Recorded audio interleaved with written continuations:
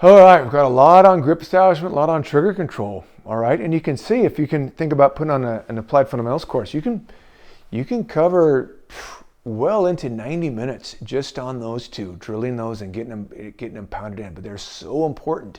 Do not just pave over all the cracks there. Really make sure those are instilled, because all the fancy stuff, thereafter, moving and shooting and reloading and reestablishing grip after reload, compromised shooting position, low light, none of them will reach their potential unless their grip establishment is set and their trigger control. All right, their trigger control. Okay. So now it's kind of the easier stuff. Let's talk about stance real quick. So stance, or platforms, my friend Gary Drake likes to call it, because it's not only about static feet or foot position for that matter. It's really about, even if your feet move, it's about meeting really two objectives. All right. So I take an objective-based approach with stance, just like we did with grip. And the first objective deals with movement. So there's two prongs there. The stance should facilitate getting into position, ready to shoot, and getting out of a position. All right. That'd be a first objective of stance. Second objective of stance deals more with recoil, that your stance is such, your platform is such, whether your feet are static or moving or whatever, that you do not get rocked back in the course of multiple shots, because there's a lot of force, even with the little 9mm, boom, boom, boom, boom. So shot one, I'll just turn the take up here. So shot one might be here, but if you get rocked back, look how much your turret moves, your whole upper turret system moves, where you want to be locked in. And it really is similar or akin to the second objective of grip, of returning the muzzle down to a consistent location. Well, if you return the muzzle down to a consistent location with your turret, but the whole damn turret moves back, in the Abrams tank, that ain't no good, okay? The shots are gonna rise, you're gonna have issues. So these are the two objectives of stance. Now let's talk about, okay, what's a good stance look like? First thing I'm gonna put on the table is a good stance has nothing to do with foot position, specific foot position. Now, in some instances, there's an asterisk to that. Like if you're shooting bullseye or there's some real specific, like overall body alignment disciplines, stance, from your feet to your hips, your knees, that can matter. That can matter because there can be like a natural position where the wobble zone is really minimized. But that's usually like bullseye shooting, which is a great discipline, but still very specific.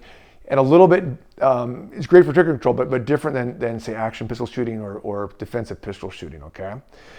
Because no matter where my feet are located, all right, between my knees, my hips, and my thoracic vertebrae, I have a tremendous amount of mobility, right? Just left to right, like 180 degrees, if not, beyond like 200 degrees, okay? Just with hips, knees, hips, and I say my thoracics, my spine in general, but specifically my upper spine, right, from below my neck, above my lumbars. Okay, so specific adherence to certain position of so wide and heel toe and all that is actually conforms a training scar, because I've seen this in some courses where people coming out of some high level schools and such, they were so set on a specific foot placement, they would run to position and then literally, I'm not kidding you, adjust their feet and then punch out, which takes, not tenths of a second, but seconds to do that process, to punch out at a 5-yard target, okay? So over adherence to specific foot placement can be literally, and I don't overuse this term, a training scar, all right? Okay, so what does a good stance look like, though? What are some of the attributes of it? Well, here's some coaching points, or just some things to look at, and I got it in our document here. So nose over toes, all right? That means like your nose over toes, you're a little bit more aggressive forward lean, okay?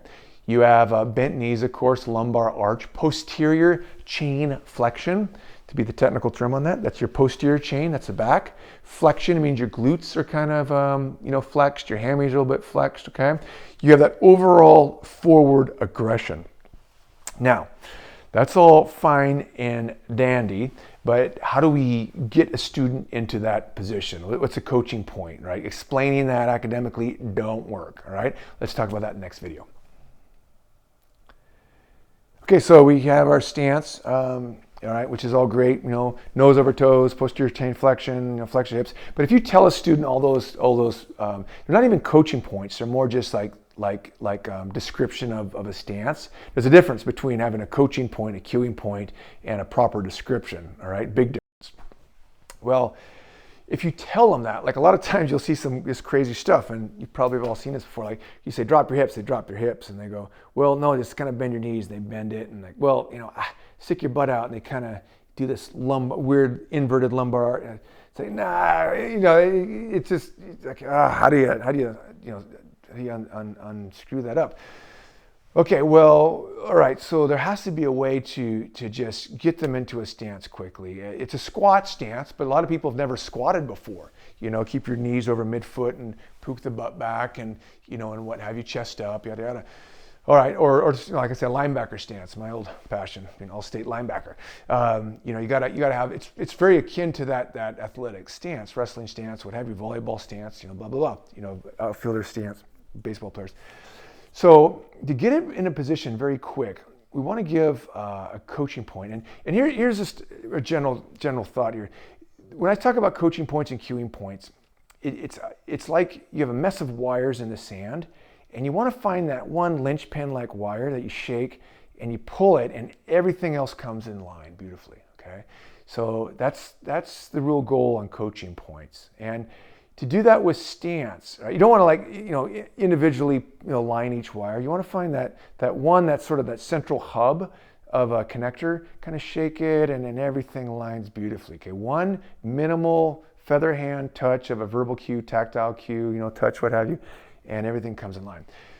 Beautiful, right? So the stance, the first one is you can just do the basic like jump and land. So jump and land. All right, and that can get someone a little bit into that squat position. Problem I have with that is some people just can't really jump, they don't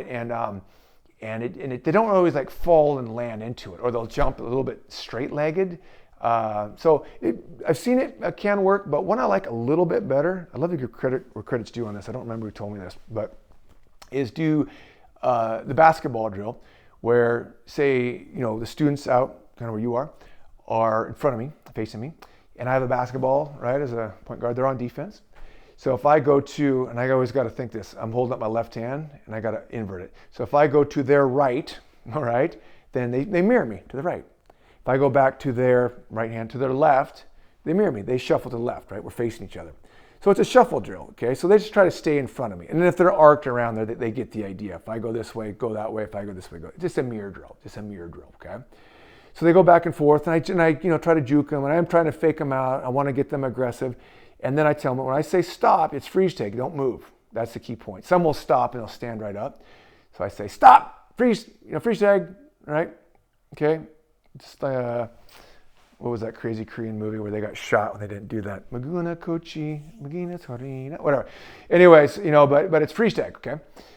So then at that point, I'll pick the best student that looks the best, and their feet may be a little bit wider than I like, but that's okay. I'm not worried about foot position. And I'll just say, okay, Susan, whoever, you stand still right there. I'll go out there and say that, and I'll look at it, and then I'll explain what a good stance is. Hey, look, she has nose over toes, she has posterior chain flexion, she has some aggression right here. Might ask, but might press the sternum a little bit, just my fist generally, like that upper sternum, just to kind of get rocked back. Or say, hey, just put your hands out in your grip and then push there. So, we can say, look, we're meeting the second objective of stance where she's not getting rocked back. When you have that flexion in your knees and your hips, that coilness, it's the best way to get into position, and it's also the best way to get out of position, that first objective of stance. Because a common deficiency is that weeble wobble stance like this. We want to get them out of this. It's actually comfortable and it's kind of accurate, but it doesn't meet that first objective of stance of getting in or out of position, because you got to rebend, step, and a lot of wasted time. So that's not, that weeble wobble, hip protruded stance is not an ideal shooting stance. So that's the basic mechanics on stance, and it's really all we have to talk about that. The only thing to add on that is stance doesn't mean the feet could be moving, but you still have those same principles in place if you're moving and shooting a little bit, where that's a little bit more advanced. One just quick note on that also is a lot of times people, when you run to position, they get a better stance. Like I was just recently training someone up, a protege here, and I had her just run to position. Like first off, it's almost the first time she really live fired. We live fired together. And I said, run to that position about 45 degrees, set up, and then cook off rounds, rapid shot drill. Reason I do that is because when you run to position, you just like we did the left-right drill, we tend to be in a better stance. And I don't want to be too long on this, but if I have my cell phone, which is somewhere, and I film them, all right, which is a great tool to just film and analyze. Upon review, if you cover the muzzle, the pistol, you should not be able to tell if the shooter is shooting or not, because you can look at the back of their head, kind of like I talked about before, look micro, look macro. Well, it's easy to look macro here. Their head should not rock back. And it's easy to get in a good stance when you run to position to get in a good stance. I know it's hard to do in laned ranges and such, but with the SIRT pistol, it's not a bad idea to just have them, kind of run to position, present out, and they'll probably be in a better stance than just being static and extending out.